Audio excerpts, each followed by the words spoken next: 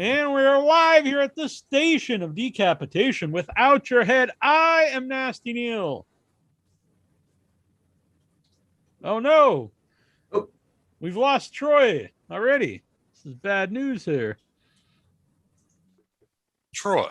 I think you need to say it all over again. Huh. I'm Treacherous Trista.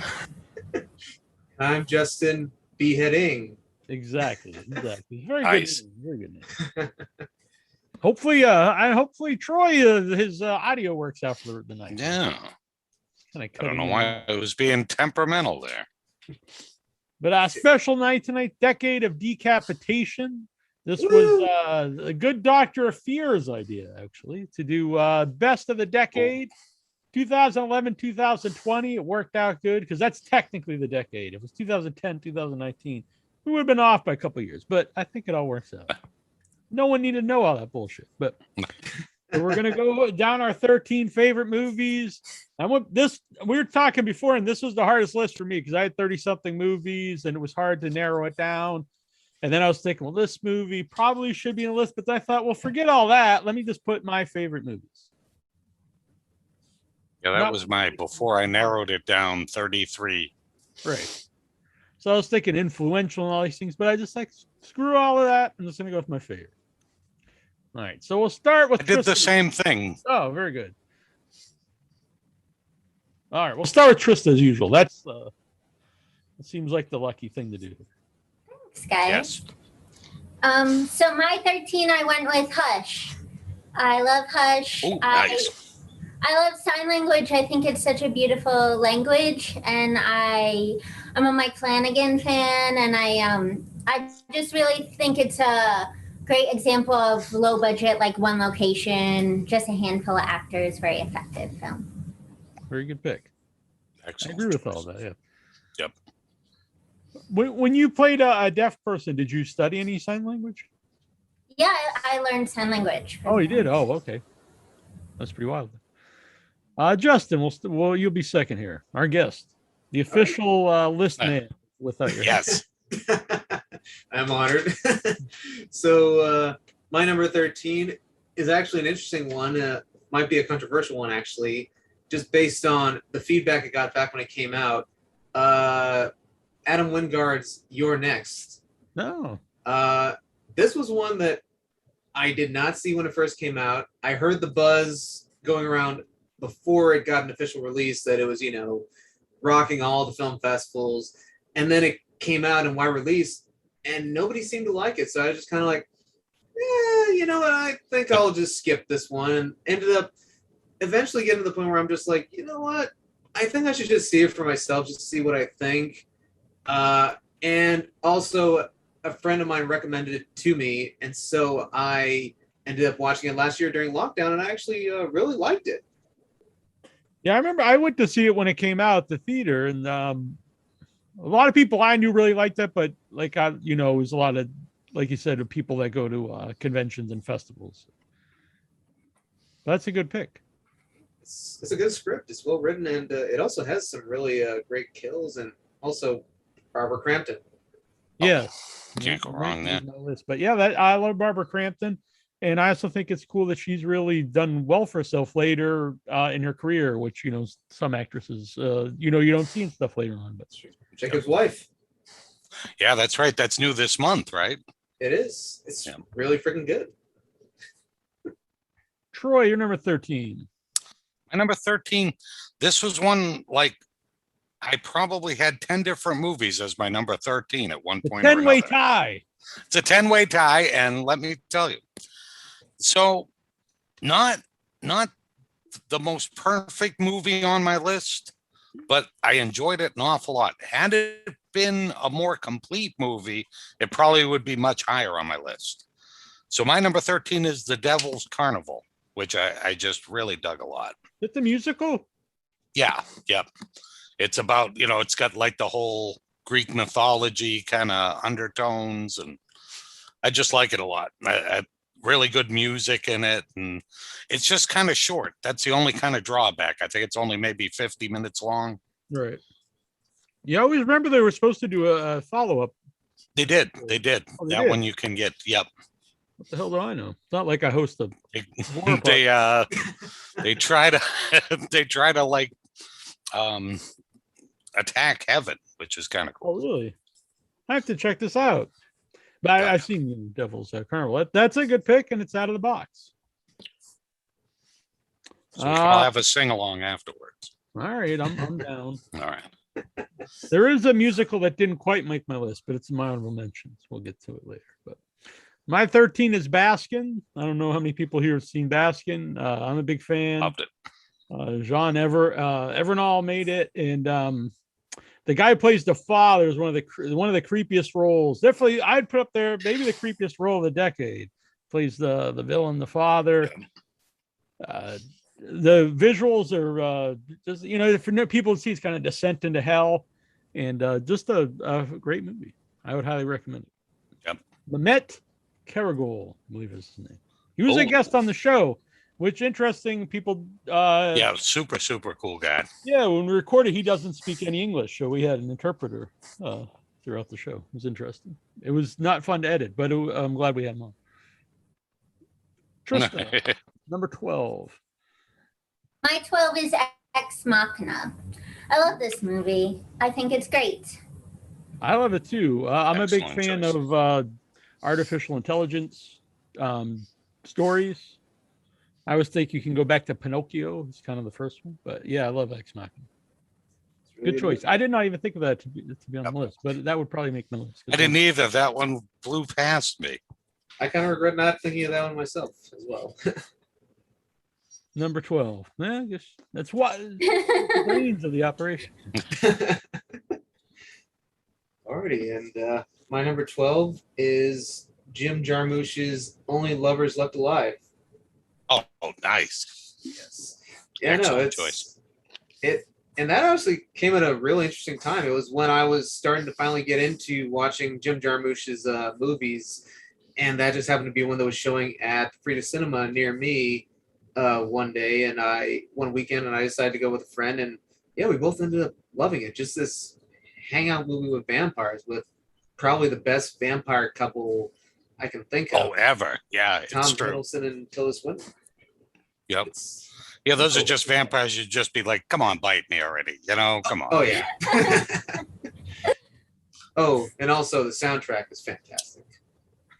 Excellent choice. Even like the all the secondary roles and so strangest thing, I don't know why, because Justin and I are always on the same wavelength. That's also my number 11. 12 though. Oh shit, I'm sorry. All right, it's now my number 12, and I'll put my number 12 at 11. All right. So then I don't feel quite as embarrassed. Right. That works. That works well enough. Yep. My number 12 is The Autopsy of Jane Doe. Ooh, good choice. That's one that they didn't give away too much in the trailer, which is good, because a lot of movies that give away way too much in the trailer, like Green Knight, which I saw last week. Basically the whole movie's in the trailer, and then they just spread it out for 2.5 hours, and it's hard to stay awake. But Autopsy of Jane Doe was there's not much given away, and so the whole movie, I'm not sure where this is going, which really added to my enjoyment of the film. And it's really well acted. Great cast, only a few people in it, really. I think it's about 3 people, and I really dug it. And it's best to don't read, if you haven't seen it, don't read too much about it. Just go in and watch it. So going blind. Exactly. Number 11. My 11 is The Babadook. Which Nice. I love. Yeah. I come at things obviously from an acting perspective, and those characters had such tremendous arcs. I think it's just great. Yeah, I love it too. I love the look of the Babadook, and the kid. Some people say he's so annoying, but he's playing it perfect. That's part of the movie. Is Yep. a mother. That might be the best performance of the last 10 years. That kid is amazing. Yeah, it was on and off my list, but for some reason it didn't. But I love it too. Number 11, Justin. Which I will say, I do regret not finding a place for the Babadook on my list. Don't know why I didn't make it on there, but anyway, moving on though. And I love top hats. True. My number 11 though is Midsummar. Actually, Nice. Just a nice little, kind of modern take on the Wicker Man. Much better than a certain movie from 2006 that we will not discuss. That is But no. forbidden. Yes, that movie, Midsommar, I really love. I would say if there was one issue I do have with the movie is that it feels like there are certain things that are set up that aren't developed, mainly around that one character that you see in the trailers a lot that has the messed up eye that they never really address what his significance is. And the fact that he gets a number of close-ups makes it seem like he will be a significant character and then never is. But other than that, it is a movie that did surprise me at several moments, especially with moments of gore that I did not expect. It's great. I love it. Yeah, I'm a big fan too. It's higher on my list. I went to see it a few times at the theater because I really liked it. So I went to see it, and then I went to see it when they had the extended cut. I actually prefer the shorter cut. I think it's a better movie. Oh, really? And then then they showed it again, like a year later, and went to see it again. But yeah, I love the movie. We'll talk about more probably as the show goes on. Excellent choice. Number 11, Troy, which was your 12? Number 11, which was at one time my 12, is Us, which I thought was a really, again, not a perfect movie, but I just, there's some really, really great stuff in that flick. Like just the family itself and everything going on. I just really like it a lot. Yeah, I love it too. I think you have to. So that is my number 12/11. I think the major flaw for me is they explain too much. I think that if you explain less, it's a much better movie because you can't really take it literal, and then they try to explain it, and it's just a little too much at the end for that. But very creepy images, and it's great social commentary. I remember seeing it at the theater in Boston, and packed theater opening night.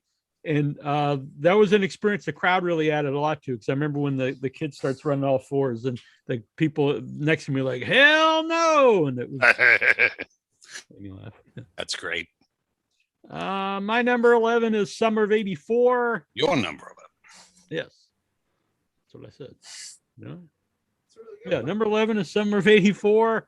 I always liked the kind of coming of age horror movie or coming of age stories, and then you combine them with horror. I think it always works for me. But this one I really liked. I love the ending. I think that really makes the movie. It's a super dark ending. I don't want to give it away if people haven't seen it, didn't see it coming. And I think the ending really sticks with you. I know some people, I think, misinterpreted the ending. They said they set up for a sequel, but I don't think that's the idea behind the ending at all. I think the ending is that life goes on, and that's kind of the horror of the ending. Sort of the ending of The Sopranos in a way. It's a weird analogy, but anyway, Summer of '84. I'm a big fan. It's really good. I remember liking when I first saw it. What was that? No, I was saying I remember liking when I first saw it. I saw it on Shudder the year after it came out. I also enjoyed that one. Yes, never seen that one. Right, Fright Fest, the in England, and then I saw it again when they brought it to Shudder. And we had guests on the show from it. But anyway, Trista, number 10. My 10 is The Invitation. This is a movie that I've seen a million times. And it's such an LA horror film. And I just think it's wonderfully written and acted. I don't think I've seen The Invitation. It's on Netflix. I'm going to write this down. I've heard the name before, but I guess I always keep getting it mixed up with other movies that have a similar title, but I need to look in that one as well.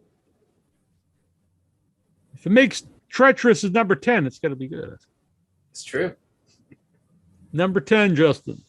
So my number 10 is Cabin in the Woods, which I must say, and this is a controversial opinion, or maybe not so since he's been under hot water lately.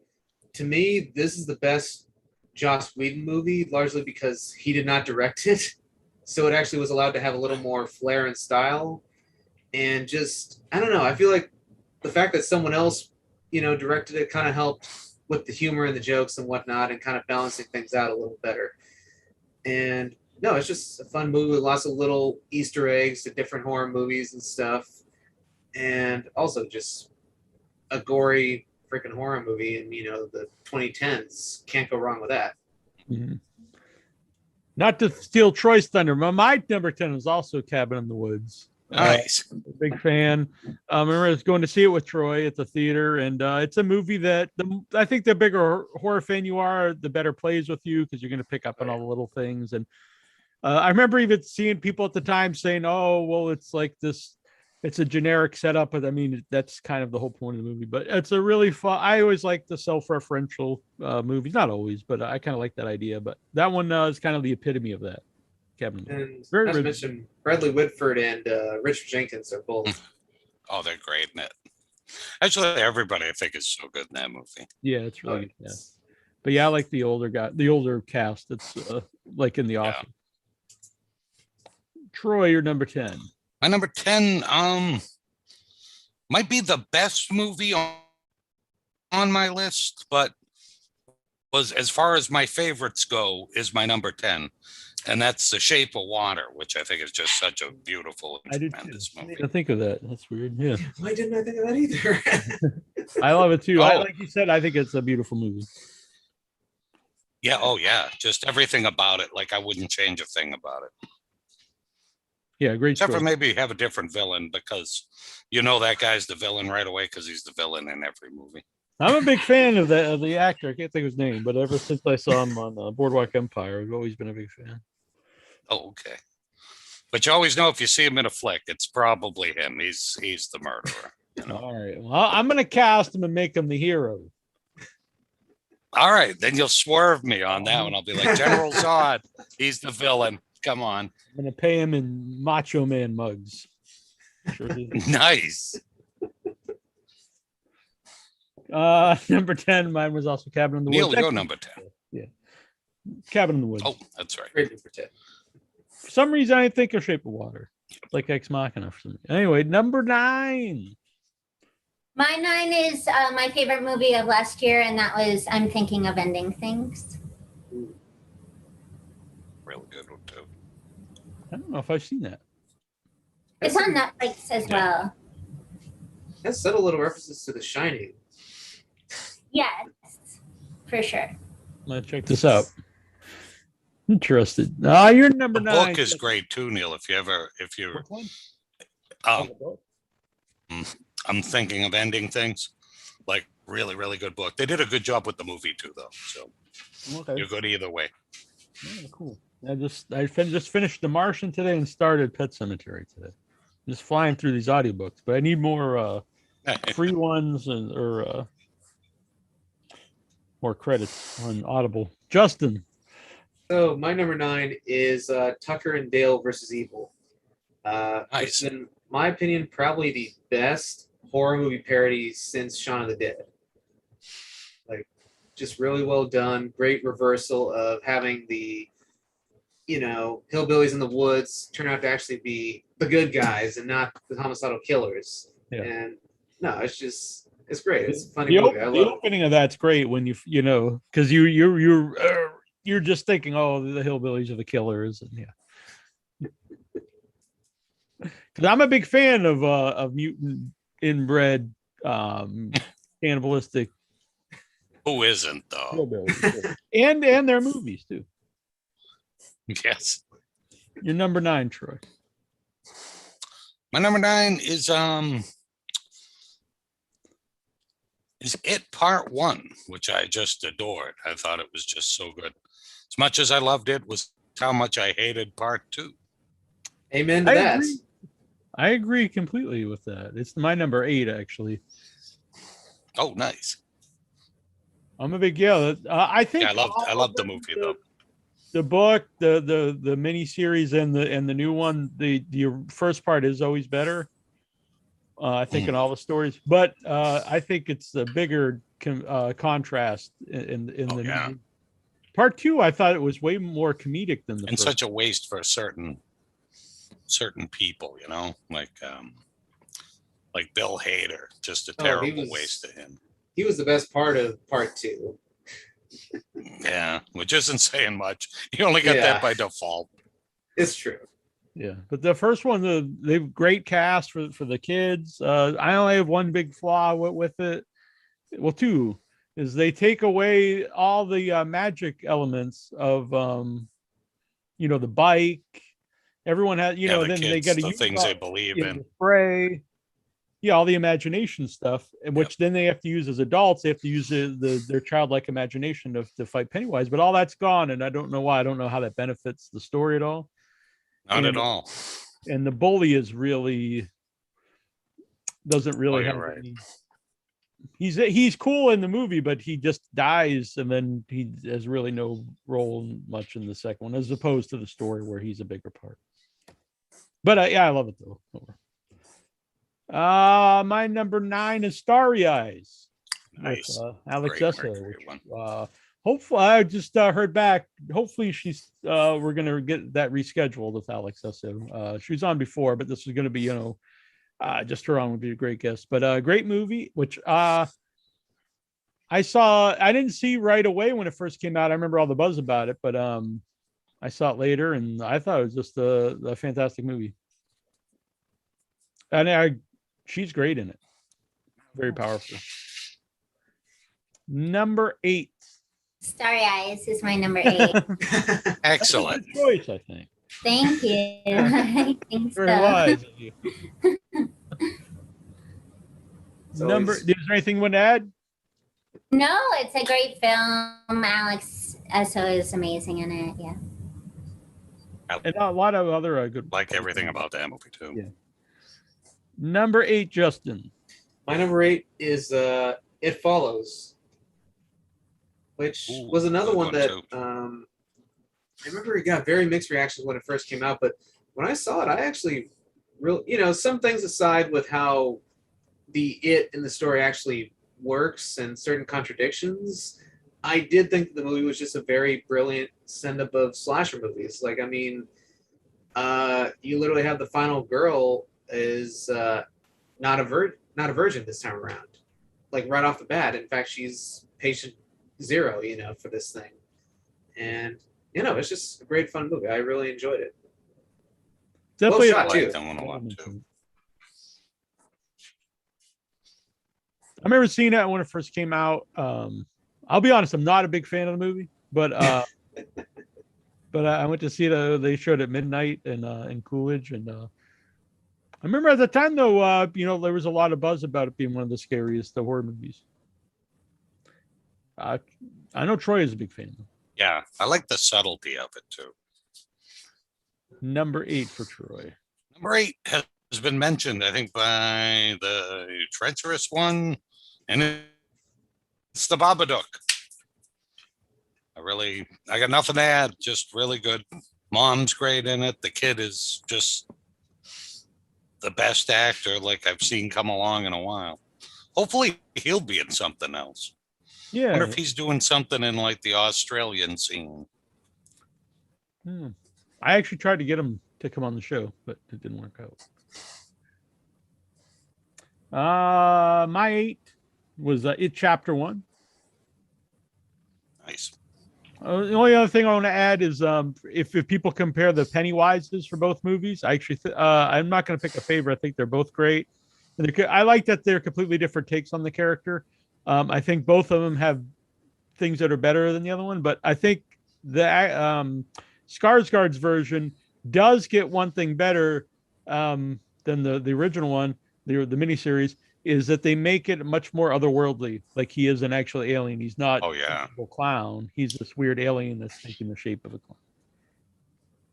There's a lot. I like the fact too that like even his mannerisms are so strange and stuff, and and the eyes. It's like, well, you think he might scare kids, but when you think about it, when you're a kid, you like things that are weird and goofy and strange.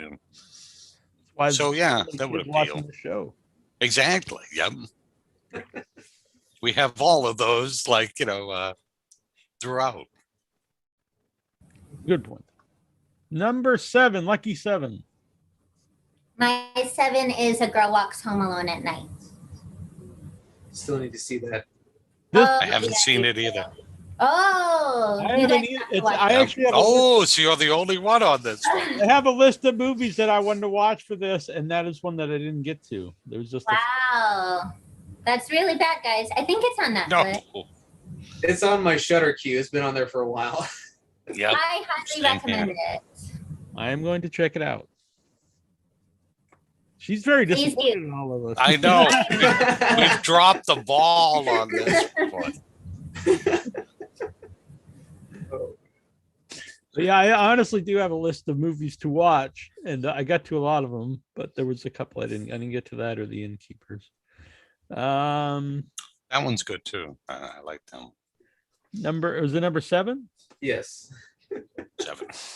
Alrighty. Number 7 for me is Color Out of Space, which was actually my favorite movie of last year. And though a lot of that has to do with it was one of the few movies I saw in theaters last year. And it was also, as a result, one of the few movies I saw in theaters that I loved, because everything else was just like, everything else I saw was just kind of all right or junk food. And then Color Out of Space really did, hit the right notes for me. And it has Nicolas Cage in it, which also makes it a lot of fun. And it's also, as well as Tommy Chong. Tommy Chong's in it. Really, Is this, weird casting, but actually fitting casting for the role. oh yeah, for this uber conspiracy theorist living out in the woods, dressed like a hippie. It's just. And last thing I will say is the return of Richard Stanley, the infamous Richard Stanley of the Island of Dr. Moreau from the 90s.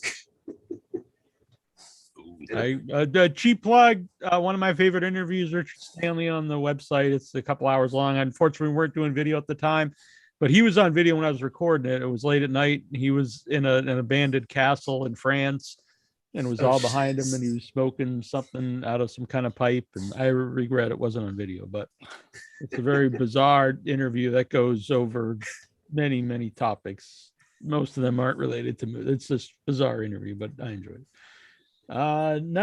Number 7, Troy. My number 7 is the funniest one on my list. That is What We Do in the Shadows, which I really didn't love. think of that. I love that movie. Yeah. I haven't watched the show. Everybody tells me the show is really good. I only watched the first episode. I just thought it was a less funny version than. Was it? I only watched one episode though. Oh, okay. But the movie itself, I just think it's so great. I just love the different vampires and just cool movie. Like it a ton. Yeah, I don't know. I didn't think of that because I love it too. And I tried to get all the cast members on. We get a lot of them. But yeah, I loved it. And I watched it when I was in physical rehab. Okay. I always remember that. But yeah, that's a great pick. That would have made my list if I would have thought about it. But for some reason, There's a lot of those. Once you hear, once somebody mentions, you're like, oh shit, I should have made that. Yeah, that would probably be my favorite horror comedy of the decade, I think. My number 7 is We Are Still Here. Whatever year that came out, that was my favorite horror movie that year. Also, Barbara Crampton, Larry Fessenden's in it, who I'm a big fan of. Lisa Marie as well. What was that? Lisa Marie. Oh yes, yeah. I think he said he's something, but yeah. Yeah, great. I love it because it's a great cast, and I always like movies that have a good cast of both young actors and veteran actors, and it's a good combination of. It's kind of a slow build, so it's got the story, but also has very cool looking ghosts in it. So it's got both kind of the jump scare and cool monsters and the slow story. So for me, it works on a lot of different levels. I'm a big fan. And it also has some very funny lines in it. That's yet another one I wish I had thought of. Number 6. My 6 I mentioned on our werewolf show, but it's Good Manners, which is a Brazilian film that I recommend if you haven't seen it. I'm not. I feel bad. There's a few on Trista's list. Well, that one I've been looking for since the werewolf show, and I still haven't been able to find it. Really? Yeah. I watched it not that long ago, but I don't remember which app. Oh, okay. I should do just like a big giant search and find out where it is. Yeah, there's a Because website. I'll look at individual where things. to watch or something. Yeah. On IMDb, yeah, it'll show you where. But for people watching Okay. too, I'm sure there's a lot of movies we're talking about people haven't seen. So this is cool. People take notes and check out movies that they haven't seen that any of us bring up, or go and watch them again, or tell us that those movies sucked. What the hell? Yeah. Like, how was that movie on your list? Come on. There's probably a couple coming up. People might say that to me. We'll see. Number There 6. might be a couple coming up that you might say that to me. Number In fact, 6. I guarantee with one of them. Might have been one earlier from someone too, but I was being a nice person. Number 6, Justin. So my number 6 is a pretty obscure one. It comes from a company named Astron 6. It's called The Editor. Oh, Yeah, this it's on my that in Father's Day is on my honorable mention. I'm a big Astron 6 fan. Go on, sir. Nice. Yeah, I love The Editor. It's, for anyone that doesn't know, it's a parody of Italian giallo thrillers from the 70s and 80s, and features a lot of those tropes and references to those specific movies, namely a lot of the works of Dario Argento and Sergio Martino. And it also has an electronic score along the lines of the Goblin music that was often featured in Dario Argento movies. And it's just a really funny movie that's also really well done in the horror aspects. And it even incorporates little elements of Italian horror movies, and also, because it's a Canadian production, Canadian horror movies as well, namely Cronenberg. Yeah, I think it really almost works as just a modern giallo too, even though it is like a parody of them. It was one of those that I loved enough that I bought it just straight out, didn't care how much it was, and just had to have it, had to own it. Yeah, I'm a big fan. I love the Astron 6 guys. I know they're no longer together as Astron 6, but I'm always happy when any of them are either in something or making a movie. For me, that one and Father's Day are their best. Number 6, Troy. Number 6, I think you led me to this movie, and I don't know if it was we got the screener for it or what happened, but it was Rigor Mortis, which is really cool Korean horror flick. I remember that now. Yeah. Yeah. Because it's really a clever movie. I put the host on my list and I realized that's like 2006 or something. Oh yeah, that's another one that seemed more recent than it was. Had a few of those too. But yeah, Rigor Mortis, if anybody hasn't seen it, really clever movie. Great, like husband back from the dead kind of thing. Just really good. Like it a lot. My number 6, I don't know if it's necessarily a horror movie, but I love it. It's just very bizarre. People who know the show or know me know I love this movie. That's The Greasy Strangler. Nice. I think it's hilarious. It's a movie you either love or absolutely hate. I don't know anyone who's just like, it's all right. It's just, someone I know Troy doesn't like, but oh, that's all right. Yeah, but I remember. Well, that's why I wanted to bring it up, because Troy's like, the scene's gone way too long, and I was like, yeah, I know. That's why they're amazing. And every single person in the movie is great. Every someone who's almost like an extra in the movie. Like the guy who plays who sells the hot dogs. It looks like Jimmy Hart. That guy rules. Every single person in the movie is great. You can go watch our Greasy Week where I try to interview like everyone that was in the movie. Jim Hosking, the director. And then, of course, my buddy Michael St. Michael is in it. He's the Greasy Strangler. He's awesome. He is awesome. Yeah. And Sky Alabar is really cool too. But yeah, the Greasy Strangler. I remember when it came out, and I did all it was a name, and I was like, "This sounds amazing." It's you were sold like, just what the name. Yeah. Two of my favorite things: grease, and strangling, and then it lived up to my hype, which normally they do not, but that one did. All right, number 5, Trista. My 5, I really felt like it needed to be in my top 5, and that is Contagion. Obviously horrifying and very accurate film. Especially nowadays. Yeah. Yeah, I remember that was a movie that people, last year when everything started, people started to watch some movies about, different things, and that was one. But I think excellent choice. Number 5, Justin. My number 5 is yet another tribute to Giallos, oddly enough, and it's called Knife Plus Heart, or Knife and Heart. I'm not sure if that's there's a plus in the middle, so I assume it's plus.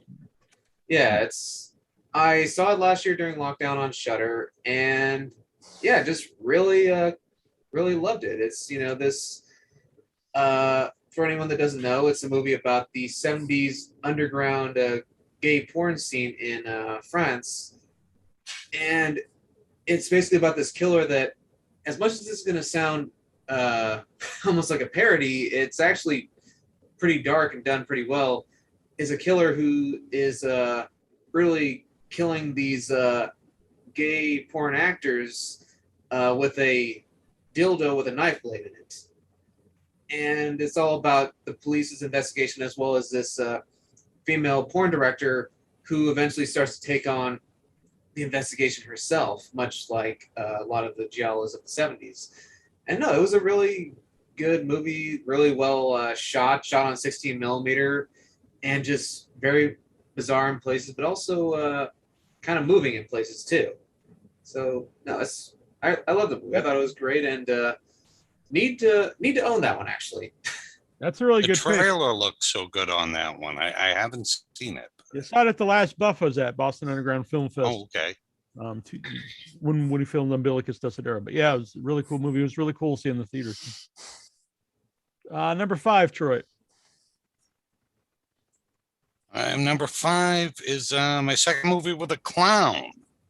This one is Terrifier with Art the Clown, which I just thought was, if you're looking for like just a crazy great slasher movie, this is the one.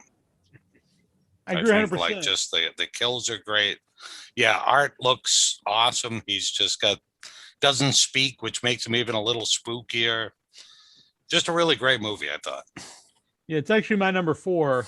And I think for straight up horror, it's probably the best of the decade. Because a lot of times people try to recreate the slashers of the 80s, and sometimes they're fine, but to me, a lot of them they're just really. It's really clear that they're trying to make like an 80s movie, but this one just feels like they made an original horror movie. And to me, it always feels like a slasher movie from the 80s if they didn't have to worry about censorship. So they could just show as much as they want to. So it works for me. I like the crazy gore. I also like movies that don't have gore, but there's part of me that likes that. So yeah, it just works. And he's great as Art the Clown. Oh yeah. Yep. Good cast too, all around actually. Number 5 is for me is The Human Centipede Part 2. Nice. I didn't make anyone's little list, but I'm a big fan of the first 2 Human Centipedes. And the second one is really cool because the second movie is about an obsessed fan of the first movie. So in the second movie, the first movie is a movie, and then they take the first movie is Dr. Hyder, and played by Dieter Laser. Dieter Laser, of course, yeah, my buddy Dieter Laser, and they do the exact opposite physically, and just they take instead of a psychopath, he's a sociopath, but everything about him is the opposite, even to how he identifies with the centipede. In the first one, he's a man of science, and he doesn't care about it at all. It's not human to him, but he's proud that he made this thing. And then Martin, he's very sexually obsessed with it. Everything is the opposite of the movie. I also think it's kind of, people said it was like an FU to the fans of Human Centipede, but I don't think so. To me, I think it's more about the fans who only saw the first movie as a movie about eating feces, and so it's kind of like those obsessed fans who that's all they cared about the movie, or even the critics of the first movie who that's all they saw about the movie. Because I think it's one of the best performances, Dieter Laser. In the first Lawrence movie. Harvey in the second one, so great. Yeah, he's amazing. And said this to him the first time we met him. I remember the review by Roger Ebert before he passed away, who I grew up watching Roger Ebert. But in his review, he said Lawrence Harvey was a mentally challenged guy from the streets that Tom Six found and put in this movie. And like, how like, irresponsible this was. And I was like, wow, that's crazy. And he's at this convention. Like, and then you meet him and he's just really well-educated, well-spoken guy. And I was like, people, Roger Ebert's probably the most respected critic there is. He's like putting like stuff in his review that's not even that. Yeah, not true at all. Well, I remember that first time when we met him and we were kind of wary of going up to him. We saw him outside, he was having a smoke, and I'm like, oh my God, there's the dude from Centipede 2. And we went up and I expected Peter Lorre, and he's just this really dapper little British guy and like just a really, really sweet guy. It's filmed really well. I could go into part 3 because I think 3 is no, don't go into part almost 3. an unwatchable film, but I think purposely done because Human Centipede 1 and 2 are well-made movies and they look good. So Tom Six knows how to shoot a movie. Part 3 looks terrible, and everything about it is awful. And I think that was the point of the movie. I think he succeeded then because that's an awful movie. The artlessness of part 3 is the art of part 3 because part 3 is his American remake of like an underground foreign film. When they would take these movies that people liked, instead of just releasing them, let's make an American version. And that's what his part 3 is. It's this big, stupid, and instead of explosions, he makes Dieter Laser the explosion. He just yells all the lines, and it's horrible. I felt bad for Dieter in that movie. I think that's the point of the movie. I could be totally wrong. He succeeded then. But anyway, I'm going to make a video. I hate that movie quite a much. Because I have a lot to talk about them. But Human Centipede 2, number 5. I didn't even think about the Centipede movies, or they may have actually made my I didn't. It was my list. The first one that came out before 2010. Oh, did it? Oh, okay. Number 4. My 4 is Midsummar, and I had actually the same exact gripe that Justin had. I really wanted more of that character. For some reason, I was super excited about that character, and I wish that he was in the film more. I mean, he was even on the cover of like a magazine at one point. Yeah, and what an interesting looking guy. I would have liked to have gotten to know him a little more. Yeah. I can't even remember if he's in it more in the extended cut. I don't think he is, because I remember the extended cut just had stuff that really didn't add to the movie. It was almost like, I know why they cut this stuff out. Like it just made it longer. But interesting. That was what, 4? That was 4. Your number 4? My number 4 is Get Out, and Nice. Bold statement. For me, this is probably the most brilliant horror satire since Night of the Living Dead. It's a great movie. Yes. It might be higher. I can't argue. There's not much else that can be said. I would have voted for Obama a third time if I could.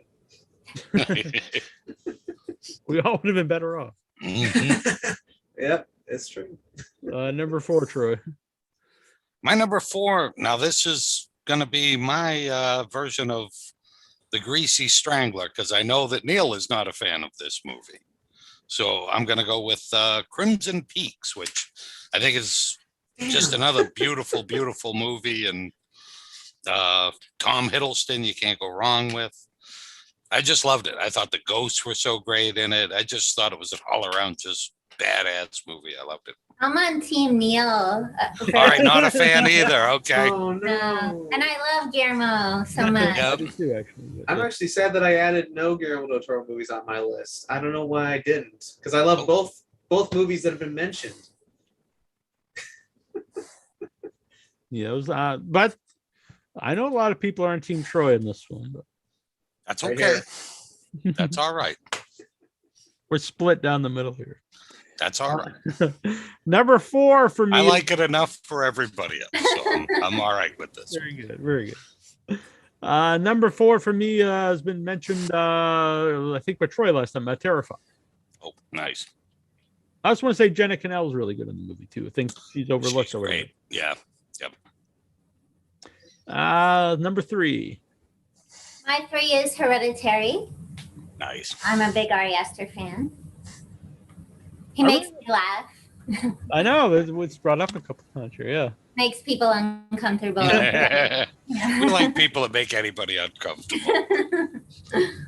I remember laughing at Human Centipede 2 and making, but then I'll say this because I said in an interview when the first time we interviewed Lawrence Harvey, when I watched Human Centipede 2, I actually find it funny. But the my mom, Troy and I's mom, when you see Lawrence and his as Martin and his mom's yelling at him, he's just there in his tighty whities, and my mom says, "Hey, that's you in 20 years." And I was like, "Oh, gee, thanks, Mom." And I told that to Lawrence, and his reaction was 20 years because he's only a couple years older. He's like, "What about 6 months from now?" But yeah, excellent choice. Excellent choice. Yep. Number 4. Oh, what I want to say about when I first saw that movie, I actually didn't really like it too good. And then when I watched it again for the interview, I really liked it a lot. And I think it was because it had so much buzz, which happens sometimes in a movie. It'll have so much buzz, and then you're let down a little bit. Where it's better if you can go into a movie without hearing too much, one way or the other. Yep. But I really liked it. I loved it when I watched it again for the interview. Number 4, Justin. 3. Oh, the 3. 3. No, my number 3 is Don't Breathe. I love that movie. It's a simple little horror movie, that relies a lot on silence, especially for one whole segment of the movie for like about, I'd say 15 to 20 minutes. And I also am still to this day happy about the fact that when Suicide Squad came out, the very next week, Don't Breathe came out, and you have this big budget superhero movie, and then you have this low budget horror movie, and that movie topped it as number 1 at the box office in 1 week. And I think it stayed there for like a couple weeks after that too. Yeah, it was a big surprise hit. Yeah, I was a big fan too. It's like it was kind of on and off my list a bunch of times, but I think it's great. Same here. The sequel comes out next week, and the trailer is very odd because it makes it seem like he's the hero, which is bizarre for anyone who's watched the first movie. So Yeah. I don't know. I assume he doesn't use his giant Yeah, the drop. that thing. That would be very weird if he's the hero using that, but we'll find out. Or this could be just the trailer being throwing you off. But yeah, great choice. Yep, I love that one too. So that was 3. Mm-hmm. My number 3 is Depraved, which kind of like just caught me off guard at how much I loved that movie.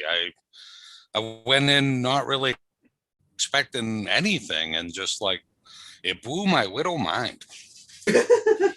Big fan of Buffalo Dreams Fantastic Film Festival, Larry Fessenden movie. I'm a big fan of Larry Fessenden, and big Who fan might of be the Frankenstein. only person that's seen more like versions of Frankenstein than I have. It kind of blew my mind.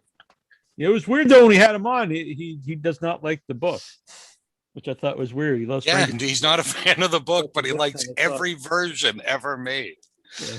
He likes the crazy, like Japanese giant Frankenstein monster one and stuff. And I'm like, okay. It's a great great modern version of Frankenstein people haven't seen. I think it's on one of the Shudder or one of those. It was anyway. It might not be anymore. Yeah, it might still be there. The guy who plays the monster, and it's great. And he plays Adam in the movie. I only have one little problem with the movie. They reference Frankenstein in the movie, and I think that takes you out of the movie. Besides that, I can see that. great. Yeah. And I just also, love that movie. That was the poster art. Oh, the scar. They have a guy with a scar, and it matched exactly my scar from a sword. So you felt a kinship right away. That's awesome. I even sent it to Larry Fessenden. Great choice.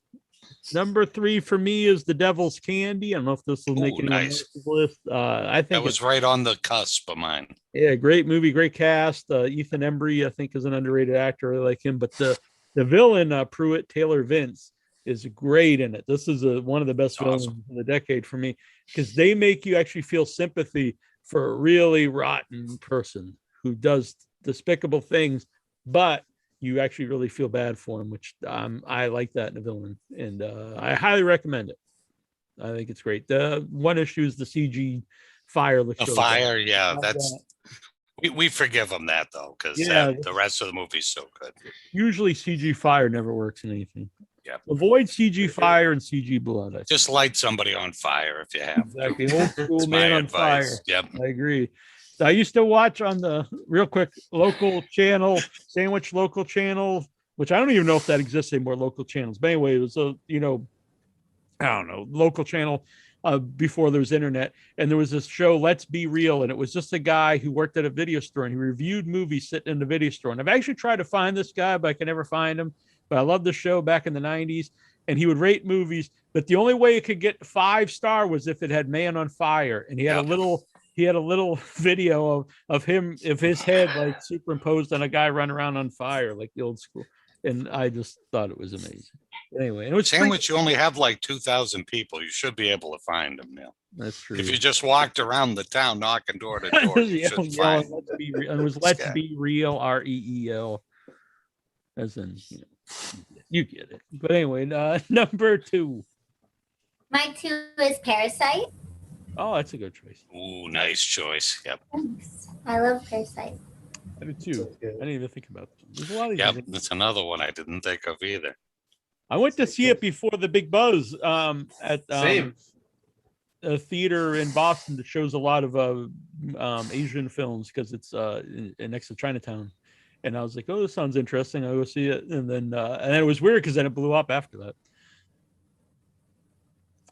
Number 2 for you, Justin. Excellent pick.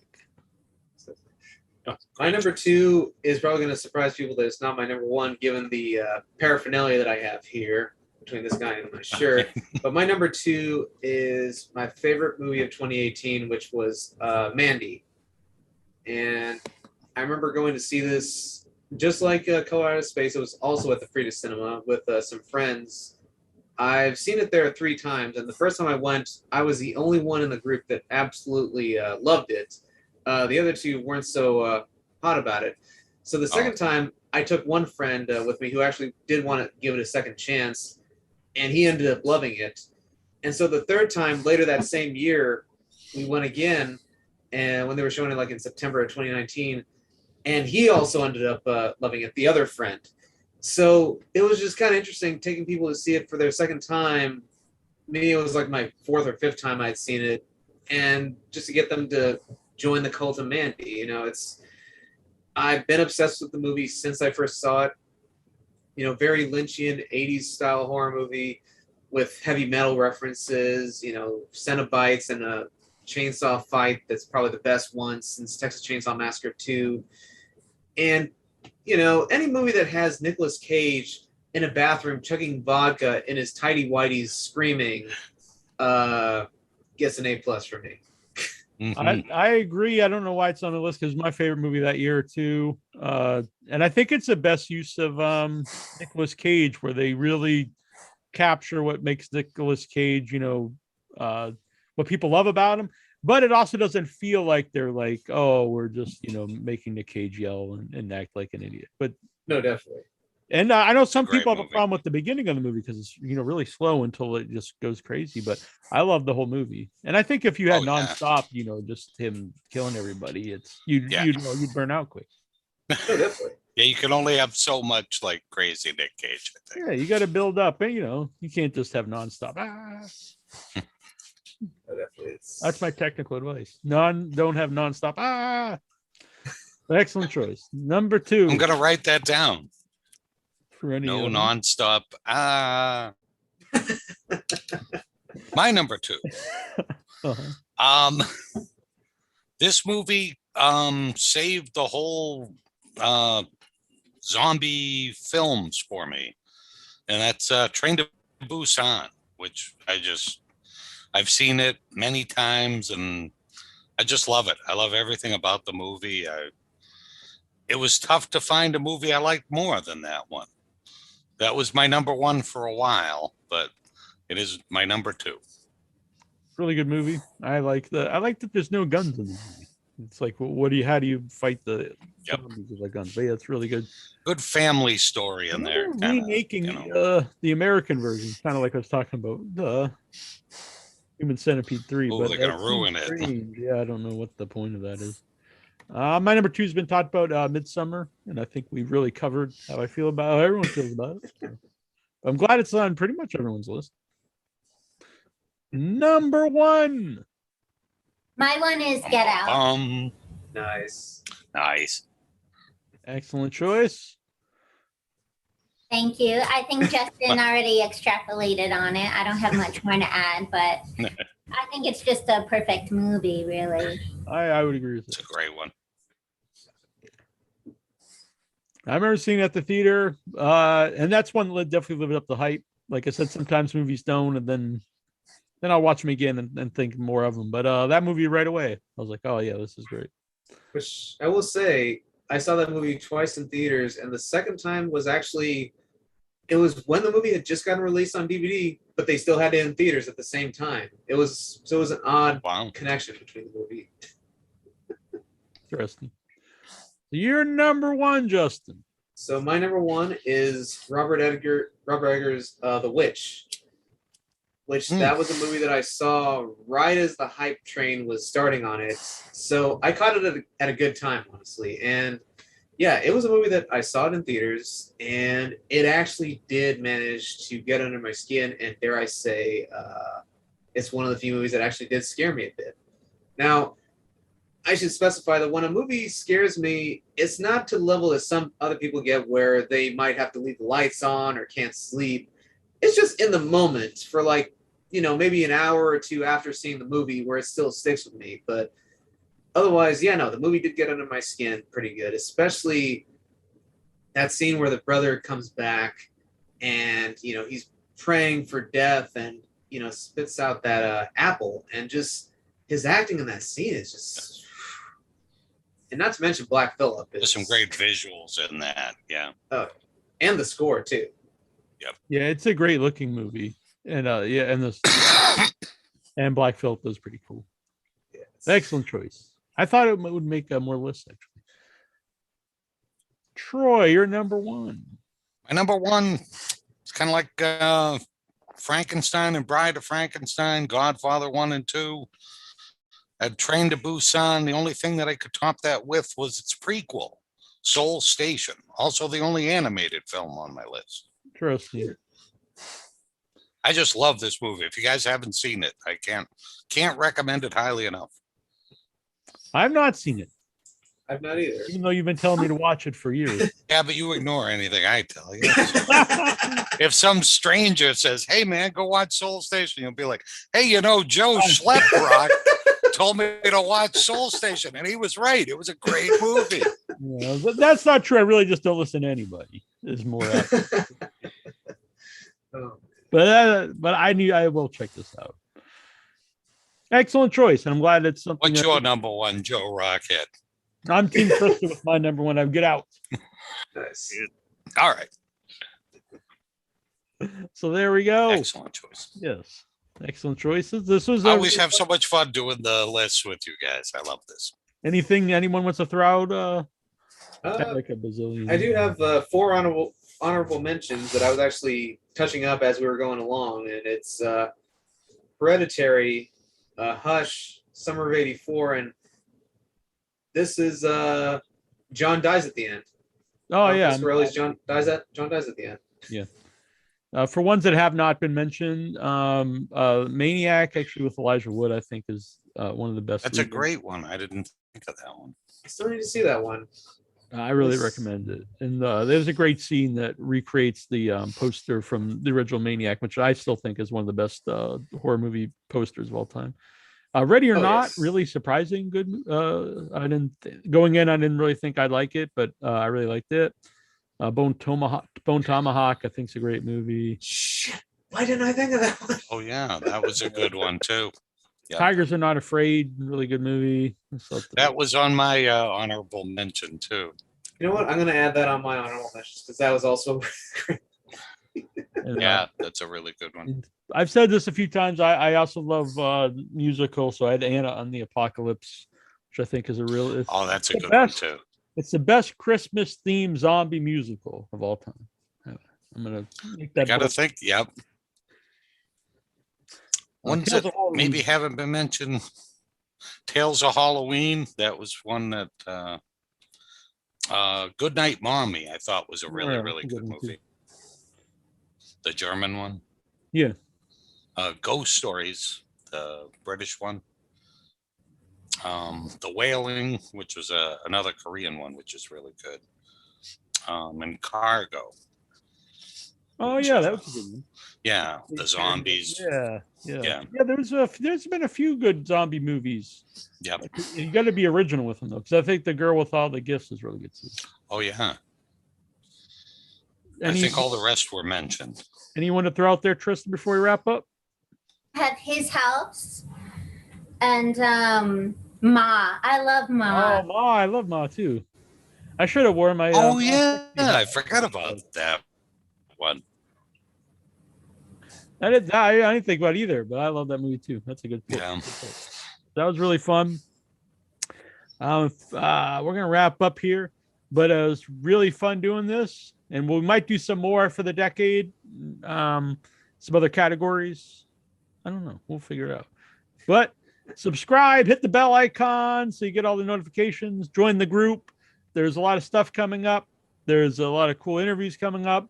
And there's a feature film festival coming up. But go to withoutyourhead.com. Go to the Facebook group.